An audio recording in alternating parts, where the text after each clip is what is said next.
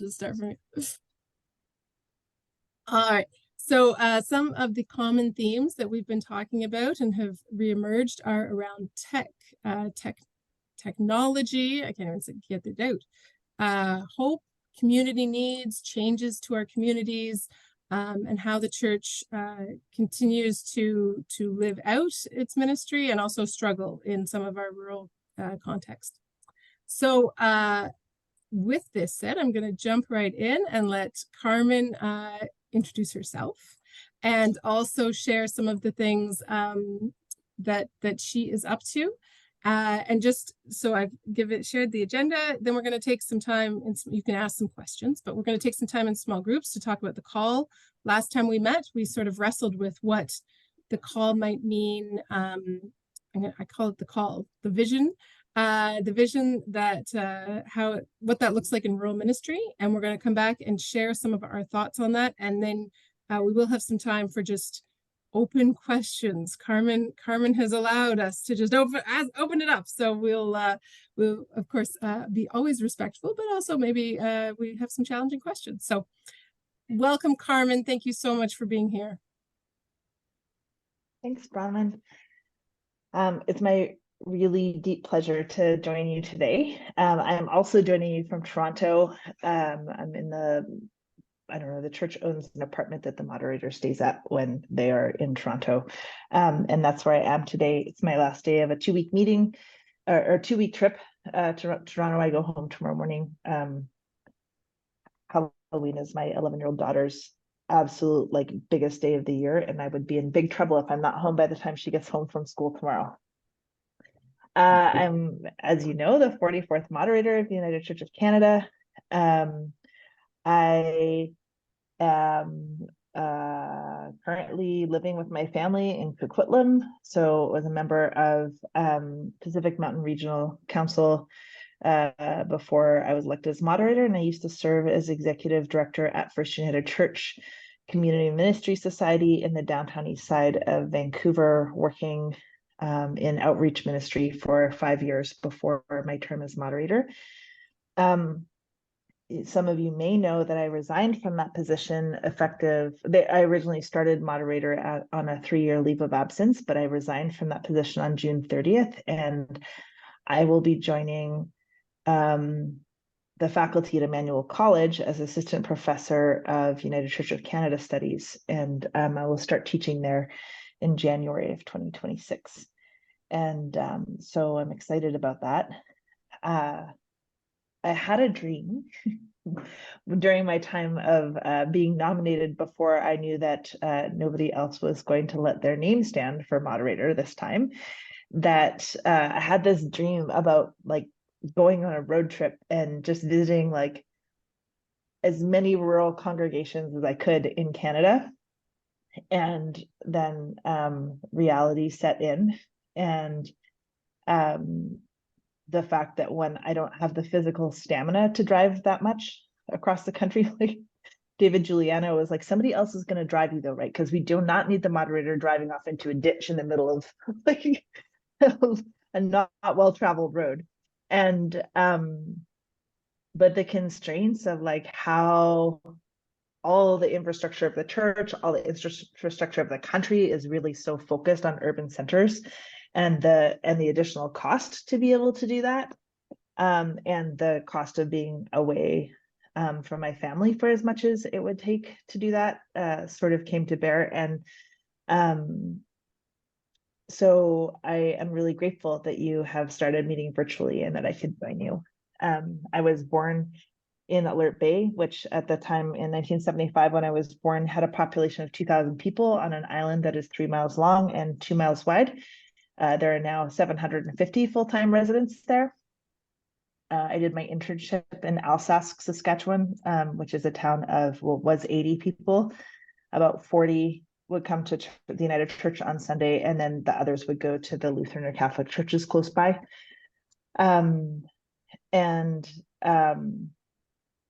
Yeah, I have a real deep love for rural Canada. And when I went to Alsace, the folks, most of the folks in my congregation were farmers, and they're like, "You speak farming for somebody that didn't grow up in the prairies." And it was like very similar to fishing, which is my family's background. So I had a grandpa that was a logger. My parents and my parents were fishermen, and I think that there's my heart is breaking for the ways in which the church cannot fully support, I guess, in the ways it has in the past, rural ministry, and that it's resulting in increased isolation and frustration. And I've been reading Bonhoeffer's little tiny book. It's not one of his bigger books, called Life Together. And the preface starts with a quote that I wanted to share with you. "We are not dealing with the concern of some private circles, but with a mission entrusted to the church. Because of this, we are not searching for more or less haphazard individual solutions to a problem. This is rather a responsibility to be undertaken by the church as a whole. There's a hesitation evident in the way this task has been handled. Only recently has it been understood at all, but this hesitation must give way to the willingness of the church to assist in the work."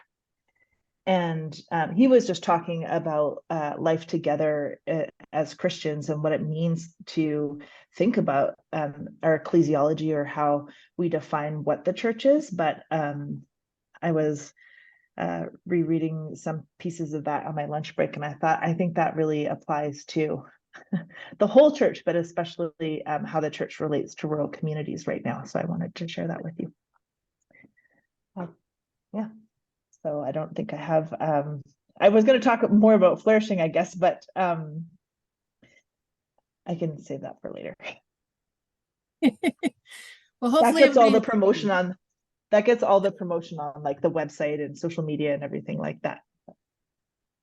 Yeah, so I know when Carmen and I were talking last week, one thing we were talking about is the book club, and that I don't know if you've seen all the ads for the Flourishing and the book club that's available through, is it through ChurchX?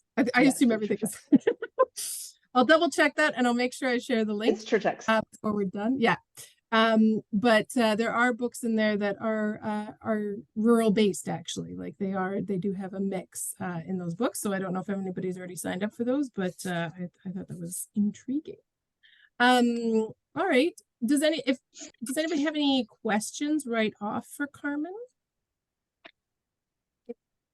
If not, I thought we'd do our small groups and discuss the this vision piece.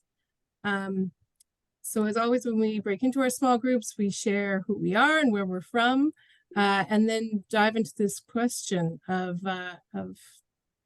this. And thank you. Look at that. Carmen's got it. The book squad has been shared.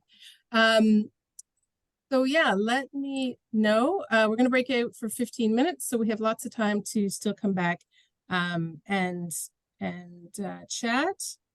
And just, are we going to have open questions? Yes, so we're going to do that near the end. Would people prefer to meet for just 10 minutes in small groups today, so that we have even more time?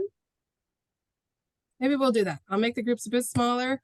We'll meet for 10 minutes, so you have a chance to connect and also discuss, and then we'll come back to the big group. All right, I'm not seeing any hands waving, so I'm going to send us out.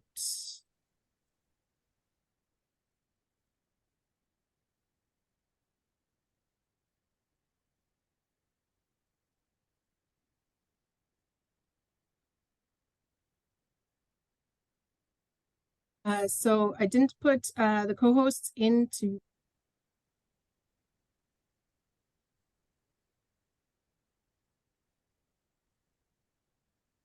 Welcome back, everyone. Hopefully you had a chance to chat. I'm sure we cut a few of you off because people were slow coming back. So always the way it goes. I did get one or two questions about what the question was. So if you didn't get to the question, what we had thrown out is that the new vision is deep spirituality, bold discipleship, and daring justice. And last month when we met, a few people expressed that they were a little not sure where rural ministry would fit into this. So what does this look like in rural ministry was the question. But if you talked about other things, or if you have other questions for Carmen or comments, do jump in with those. Would anybody like to start us off? Questions or comments come out of your groups? I see Nancy Hazen. Okay, well, one thing I brought up because I feel it's very important is the remit one, and one person in our group hadn't heard about it, so the information is going to be sent to her. I'm just wondering how many other rural churches. That was one of my concerns because I'm president of our UCW, Region 12 UCW, as well as being on the regional executive too. And that's one of the things that I'm worried because I have 3 areas that are rural, and just making sure that all those churches are being informed about the remit, because we need to vote on that by the end of March, I think it is. And if you don't vote, it's a no vote. So it's very important that rural churches know about the remit, and this person didn't. So I'm just wondering how many other rural churches don't know about it. That's my concern.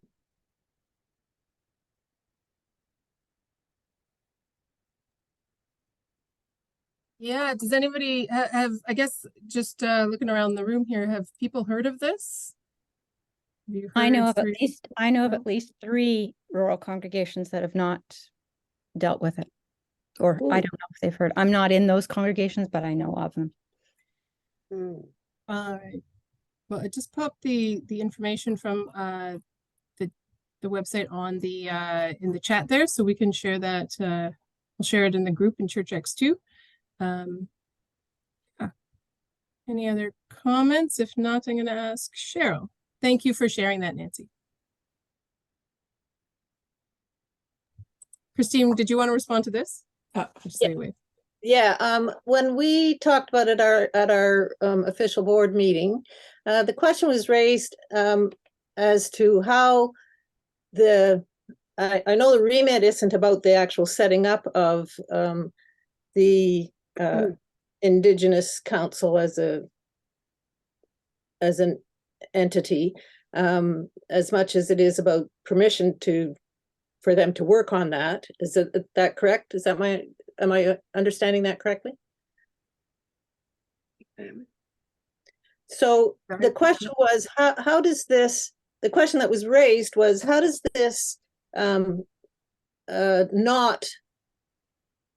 fragment the church into smaller units?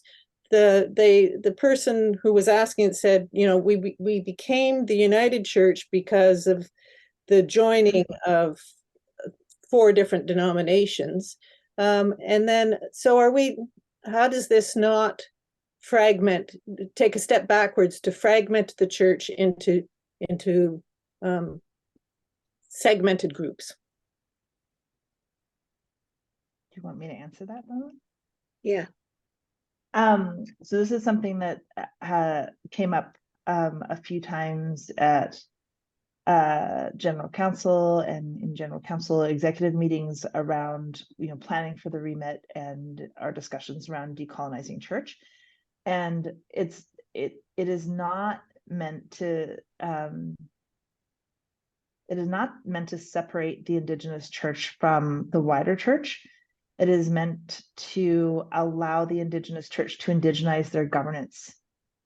So that, because right now, Indigenous communities of faith can choose they're all part of the National Indigenous Council, but they can also choose to be part of a regional council, or to have joint membership in the regional council and the National Indigenous Council.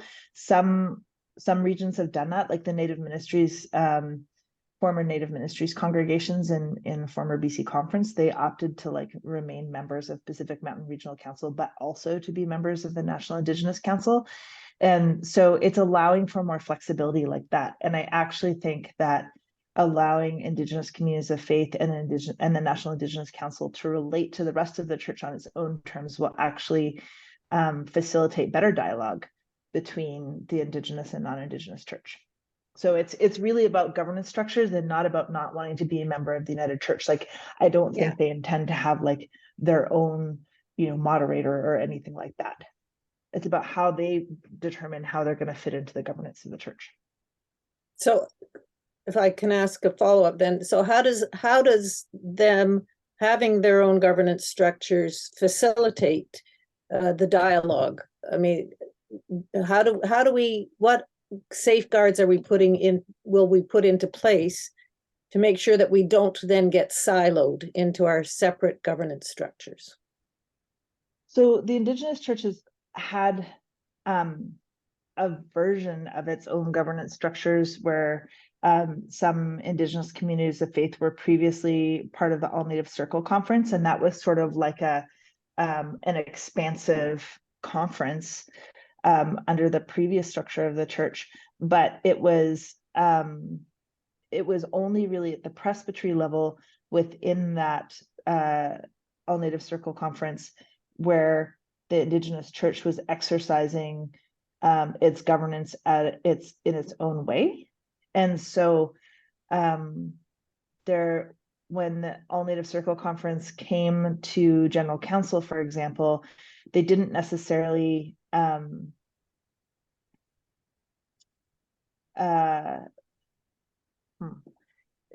they felt like there were barriers to participating because the structure was like unfamiliar to them. And I think that what they're wanting to do is find their own pathways into how they can contribute to the wider church rather than having a structure imposed on them. And I think that they're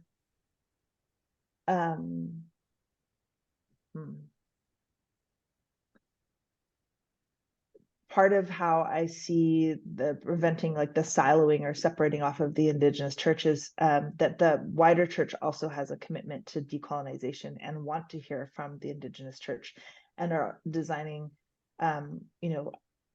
it's not that like the Indigenous church will not participate in General Council executive or other pieces of work that the church is doing, but that they get to have more direction on the ways that those conversations happen.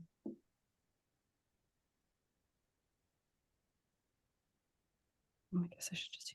Thank you so much. I don't know if there's follow-up questions to that. I do know that Nancy had a question. Is there? Yeah, and we'll come back to it. And then I see Catherine.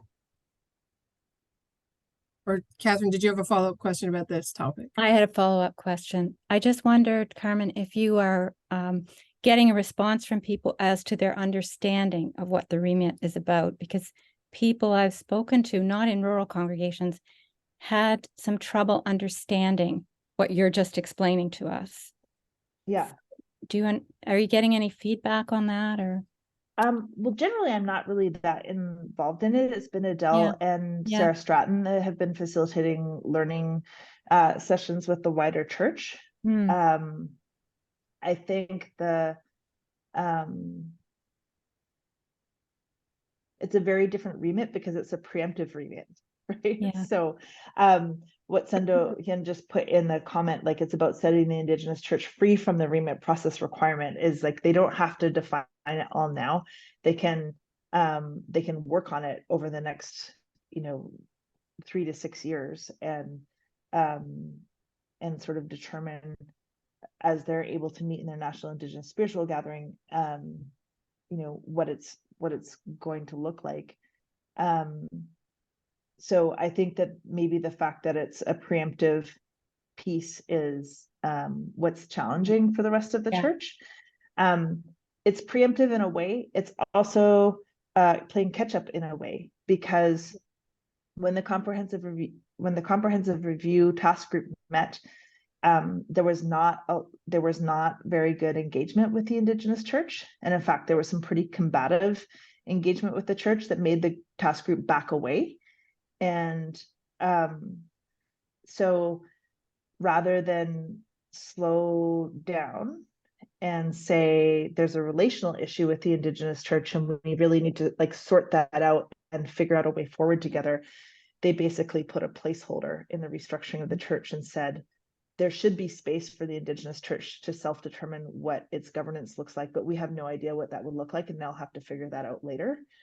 And then made the decision to eliminate presbyteries, which in Indigenous church, like the presbyteries were the most healthy and functional in the whole church. And so the restructuring kind of ripped the heart out of the Indigenous church. Yeah. And so it's like, it's a preemptive remit, but it's also saying like, we realize we just did the exact thing that we're trying not to do. And so it's messy. Okay, that's helpful. Thanks. Yeah. Thanks, Carmen. That's also an interesting, I think I've heard in this group too, the effect of presbyteries disappearing. So I think we can probably relate to that. All right, thank you so much. And Nancy Hazen, do you still remember your question or comment? Because I know it was a few minutes ago. Well, I just wanted to say that the United Church itself has been able to make changes like taking away stewardship and presbytery, like changing the court system.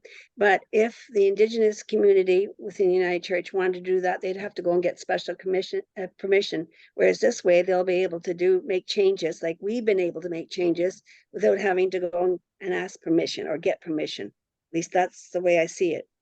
Am I right, Carmen? That's a much more succinct way to say what I was trying to say. Okay. That's it. All right, thank you so much. Nance summarizes, succinctly summarizing. Well, thank you for the conversation about the remit. Any comments about the vision? Edith. Oh, hold on, Edith. We can't hear you. Muted. We talked in that very brief time, we talked about mainly the justice piece and came to the conclusion that everybody is affected by the opioid crisis and the drug crisis because of the composition of the group. And there's nobody who can really say we are not affected, be it rural or urban or in between. And I would like to know from our moderator, who has a wide experience in that field in the Eastern Vancouver sites, what would you feel would be the effect of the remit, we assume it passes, on the functioning of that work? Would Indigenous people approach it differently, or would there be joint work? Or how would that play out? I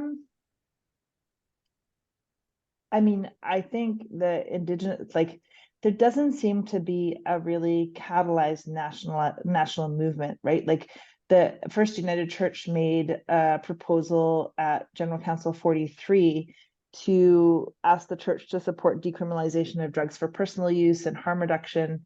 And if you'll remember at that General Council, the commissioners were tasked with prioritizing the things that they wanted to deal with, and there was sort of a preemptive consent omnibus thing that automatically got downloaded to General Council Executive, and all of the social justice things that went to General Council 43 got downloaded into that thing that went into General Council Executive. And then, as far as I know, we never took any national action on the opioid crisis or the movement to decriminalize drugs for personal use or to provide safe supply. And what I do know just from experience and relationships is that Indigenous communities are hit really, really hard by the opioid crisis. As one of the effects of intergenerational trauma coming from residential schools in the 60s scoop and just colonization in general is that there's a lot of substance use, higher than the average per capita. And so we've had a lot of loss, like sometimes more than one a week in small communities of people dying from toxic drug supply or and the connections also between the overcriminalization of Indigenous people and substance use. So one of the things we saw happen a lot in the downtown east side is, and this is why the decriminalization part is really important, people would use opioids, they would get arrested, they'd spend 2 or 3 days in jail, and their tolerance would go down for opioids, and they'd come back out and they'd want to use the same amount of opioids that they had previously used, and they would overdose because all of a sudden their bodies could no longer handle the same amount of drugs. And I think that there would be interest and desire on the part of the Indigenous Church to continue to work with other interested ministries in the church to talk about this. I know it hits a lot of rural communities really hard, but it also, there's so much stigma associated with it. Like in BC, opioid deaths are like or death from the toxic drug supply is the #1 cause of death of people under the age of 40. There's something, I read some kind of documentation in the coroner's report in 2018. There's something like 120,000 documented cases of substance use disorder by the medical profession in the province. And so like, that's not all of the 6,000 people that live in the downtown east side, right? It's a way bigger problem. And talking to other clergy in Vancouver, like people have been asked to lie at funerals about the cause of death, like with lawyers and judges and doctors that are dying from opioid use. And so it tends to get stigmatized as a very blue collar or, you know, people who are deeply entrenched in poverty and using substances. But those are just like the most visible folks that are affected. It's affecting the whole country. So I think there's an important part for Indigenous communities to play in that conversation, but it's not one that I think we've picked up really well. And I think this is where the flexibility of the new structure of the church can help, because we could create a network of ministries that are interested in talking about the opioid crisis across the country. And for better or for worse, COVID made everybody get a lot better practiced at how to engage digitally with each other, even though that is not a perfect proxy for having in-person meetings, but it certainly allows us to gather in more frequent and more affordable ways than having in-person meetings. And I think that there could be some collaboration sort of coast to coast to coast to talk about the impacts of the opioid crisis. Thank you. Thank you, Edith. Interesting question. I'm aware that we have about 10 minutes. There we go. Sandhu, please.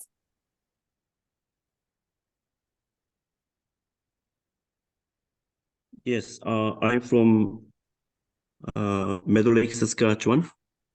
And in our group conversation, I asked them how many of us are aware of this new vision, like deep spirituality and bold discipleship and daring justice. And a couple of people in my group, they didn't know. But even the person who did not know this, haven't heard about this new vision, still share what is happening in his community, like working together with ministerial association for evangelism. So yeah, sharing the witness to people in community. So I think I appreciate this new vision is not something totally new. It is very good and intentional summary of already what our local congregations have been doing. So I really appreciate, and but still I feel like the same in the remit process. There has to be better and effective communication with the leadership of General Council level and also local community of faith. For example, I've been involved in the growth project, General Council level, and recently I attended a cluster gathering in my area, former Presbytery cluster gathering, and mostly rural congregation. They made I overheard their comment. Churches are closing in the rural communities, but General Council is doing something new, planting new church, and they found it difficult understanding what is going on. But as someone myself involved in this growth project, yes, there are churches closing, but there are also other exciting things happening, emerging new community of faith with different forms and different demography. So yeah, I think there is need for the General Council or the whole church community to share a lot of good things more effectively with local congregation, whether it is a remit process or new vision or growth projects. Yes, that is my comment, and I appreciate this opportunities to share with moderator, and also thank you.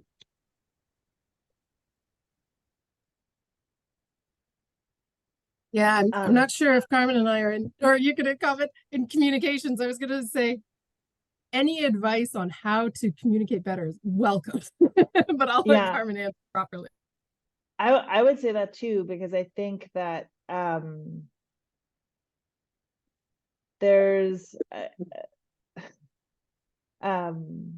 you know, I think that there's always this like assault of digital information that's coming at us all the time, and so sometimes it's like hard to like organically go to the website, and our website is not always the easiest to like find things either, even when you search for them.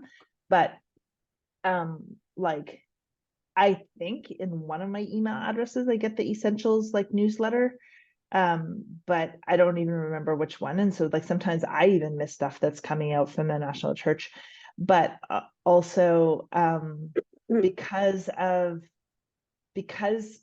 like the United Church of Canada is not our employer as ministry personnel, unless you're working for regional staff or for the General Council offices, then like you're not considered an employee, and so then all of the communications have to be CASL compliant, so the Canadian anti-spam legislation, which means you actually have to subscribe.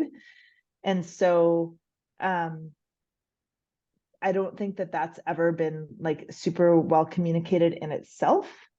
I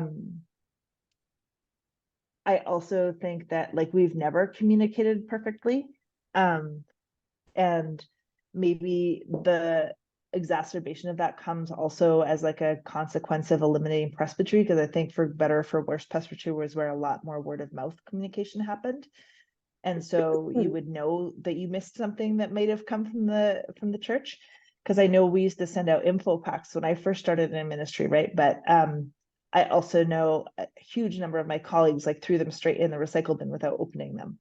And so, which is like just an in paper version of what we do with our digital communications now. And so I guess if you have suggestions for how to improve communication, it'd be really good to make those suggestions. You can send them to me at moderator@united-church.ca. You could send them to Rhonda Parks, who's the director of communications, because it's definitely something that the church is trying to commit to doing better. You know, when General Council Executive meets, we have a summary posted by sort of Tuesday evening, like sort of 48 hours after the end of General Council Executive. We put that on the General Council website, but like unless you know where to go for those things, it could be easy to miss things. People sometimes change email addresses, especially if they have a change of call, and that doesn't necessarily always get remembered to get changed in Church Hub, or if it does get changed in Church Hub, then sometimes the changes don't stick because Church Hub sucks. And like I said, like unless you're signed up for the newsletter, then you're not actually, for most things we don't actually have the ability to just organically email all ministry personnel. Norm Seeley or oh my gosh, Marlene Britton, they can do that on behalf of the Office of Vocation, because there's like a official role that they have in our oversight, but not necessarily the general secretary, or I couldn't do that. And then it, of course, goes straight to the minister, which, to your point about info packs, it's that things don't always make it out of those inboxes. Nancy, I see your hands up. Yeah. Tonight I'm going to another meeting. Region 12 has been having these setting our sites meetings, and there's I got this from Anita Jasmine, who's our newsletter person. She sent me this email tonight. There's a Zoom meeting tonight looking at the strategic plan, Eastern Ontario Regional Council. In here, there's something about rural ministries. And Carmen, I can send you this if you want me to forward this to you sometime in the next day or so, and you can see the results of these meetings that we had. Are you going to that, Edith, tonight? Going to that meeting? Yeah. So anyway, so there's all sorts of discussions like justice, climate, different other suggestions in here. There's I think about 7 pages of ideas. So if that would help, leadership is another one. Was going through. I'm just got it this afternoon, so I'm reading it. Indigenous pathways is another heading. So Nancy, I'm wondering if you could actually even send that to me, or send it, and I could even post it in this group for people, because it sounds like an interesting thing.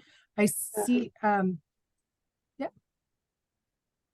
You can also send it to Carmen. So I posted her email, and I'll include it. Okay. Just a sec. I better get your email. I see Sundhu's hands up, and I think Catherine has also been trying to get her hand up. So yes, just want to share with you something I learned from other congregation. In my congregation, the board meeting, we do not share the correspondence or the emails from United Church. Some of us board members subscribe, but it's mostly individual. But another congregation, I've been supervisor, and recently I joined their board meeting, and I learned very good things. Some of them, one of the board member, she collect all the information from United Church, essential and embracing the spirit, living the regional council newsletter, and she shared some of the important information during her board meeting. It was a very, very good way of communicating and keeping information together. Yeah. So that is something I wanted to share with you. Thank you. Thank you. And Catherine? Yeah, I was just going to say there are very practical ways to address this, but there's also the issue of what has value. I mean, we know we get floods of things in our email or online in various ways, and we choose what has value. And I guess it's part of the conversation with rural communities and rural churches. How do we speak to what has value to these places? What are they yearning for? And even more importantly, perhaps, what have they stopped yearning for? What are they numb to now? Like, what has happened?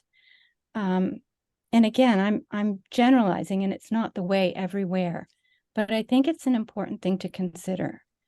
Who do we trust? What do we value?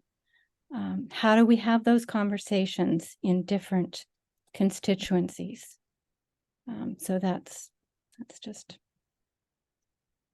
I mean, I guess I'll push back on that a little bit. I mean, I think what are we longing for and what are we not longing for anymore? Important questions. Cam was with me when I did the flourishing workshop in Winnipeg, and somebody had sort of last question during the closing time together. Somebody was like, well, what are you doing to like help congregations that are struggling? And I think that, like, given all of the existential threat and challenges that are happening in the church, there's a tendency to want to look at our regions and our general council to say, like, we need help. And like, we're a deeply, deeply congregationalist denomination. And the health of the national church depends on the health of our congregations. And lots of that work is like an inside job. And I get that it's hard when you have like a shrinking number of members and people are tired and getting older, but like there actually isn't, you know, even just in the short, like 15 months since I've been moderator, I've also watched dynamics where people insist that there has to be at least a conversation the national church can even be having with them. And then when we try to have that conversation, it's like, well, how dare you, sirs?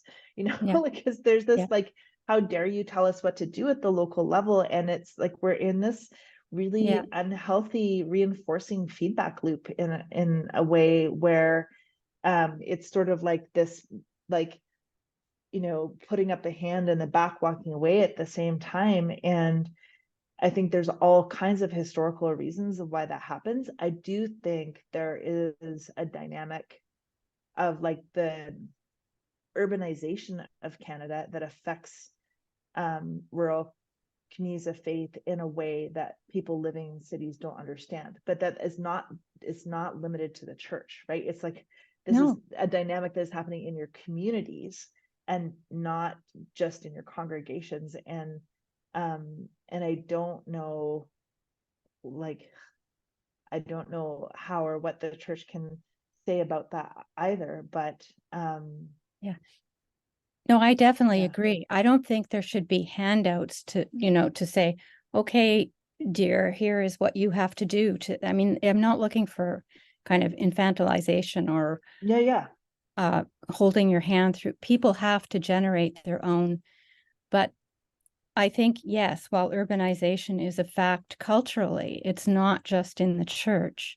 The church is a countercultural group, and it needs to live out of that. It has to be conscious of its language and its engagement, not that it has to carry people along. People have to generate their own, they have to fan their own desires, and they have to. But I think we do go to our inbox for things that we think touch us. That's all I'm saying. Yeah, I hope that shifts too. Like, we have an almost all new communications team, and I hope that like over time, as the team starts to know the church better, and we are putting a lot of intentional effort into trying to improve communication, I hope the quality of the communications start to resonate better.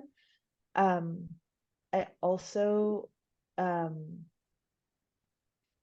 took a really great workshop when I was at First United. It was like a leadership lab at Vantage Point, which is a volunteer organization in Vancouver, and we used a framework called the life cycles of a nonprofit, and it talks about how you sort of have an idea, and then startup phase, and then maturity, and then decline, and then you get to the bottom of decline. It's like you can do turnaround or you can do crisis. And in the crisis situation, you have to determine, like, are we going to wind down, or are we going to affect a turnaround? And if you're going to wind down, there's like, you can do that well and thoughtfully, or you can do that in a way that furthers the crisis, and it's like a little bit destructive. And but all of the pieces of how organizations function have to, like, sort of, the goal is to try and get like your infrastructure, your governance, your staffing, your programs all to be at whatever stage the rest of those things are at. And I feel like because the church has been in decline, we have like these very robust and mature policies and procedures and like very formal ways of doing things that no longer really fit what's happening at the local level that well. And we have to transition into a bit more of like a startup mode. And I think that, you know, I was pretty critical of the comprehensive review process and the reshaping of the church when it happened, and I didn't get a vote, and I was in California for a lot of it. But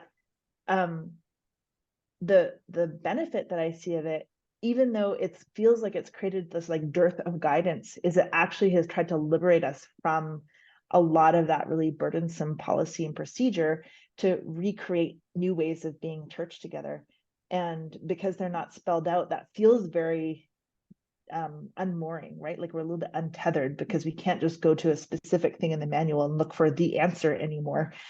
Carmen, and- I just want to interject because I think you're answering beautifully, but I'm not sure it's the question that I think you heard me suggesting that the church should do this and this for the church congregations, and I did not mean that at all. No, I'm with you. I think we are in a time of flux, and we need a more wide open space, but we also need those conversation spaces. Like this is wonderful. Yeah. Anyway, I'm a very extroverted thinker, and so sometimes I have to like circle back to close the loop, but I don't remember what the point of me explaining all of that was. Because I'm also in like having these conversations with people, and my thinking is always a little bit in flux, but I've been thinking about, like, especially through the Regenerate leadership program that's part of this flourishing work that I'm doing, is like, is there even like, could we even create like a guidebook to like church administration in the 21st century that says, like, you know, here's the legal constraints that exist around communication, and here's a checklist for like places you can go to make sure that you're looped in, and here's how you give feedback to your region or to your national church, just like a bunch of cheat sheets, because I feel like the manual doesn't provide that anymore.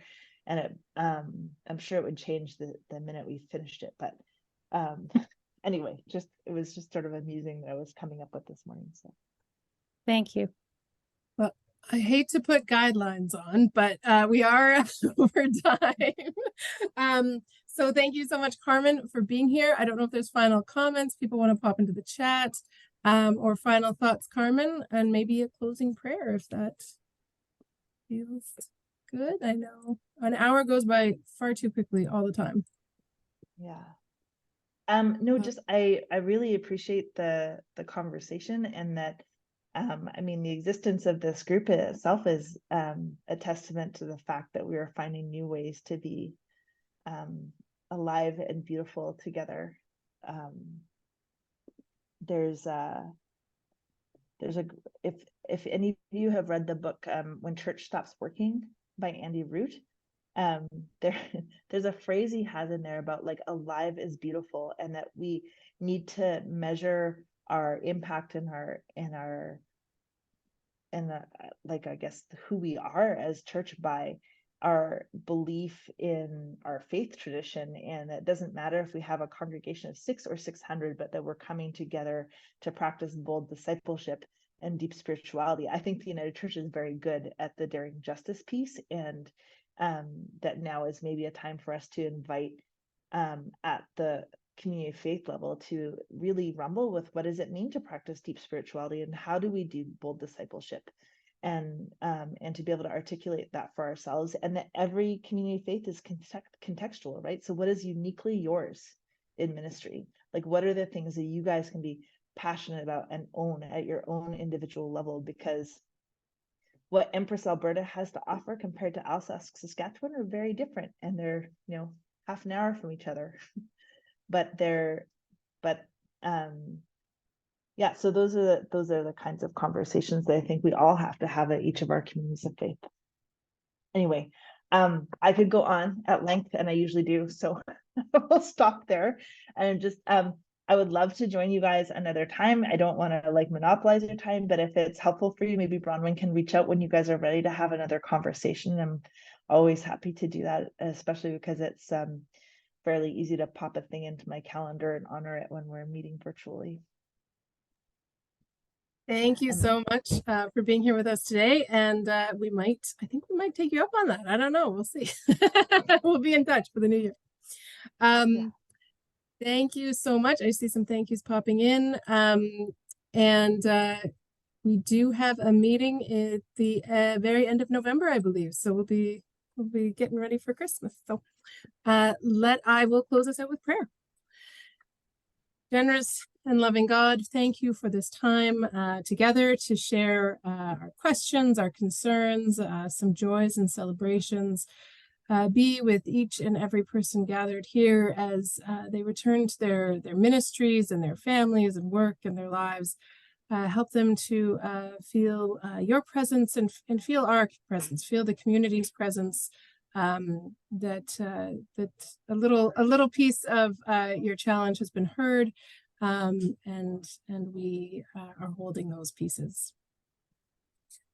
We pray in Jesus' name. Amen. Thanks, everybody.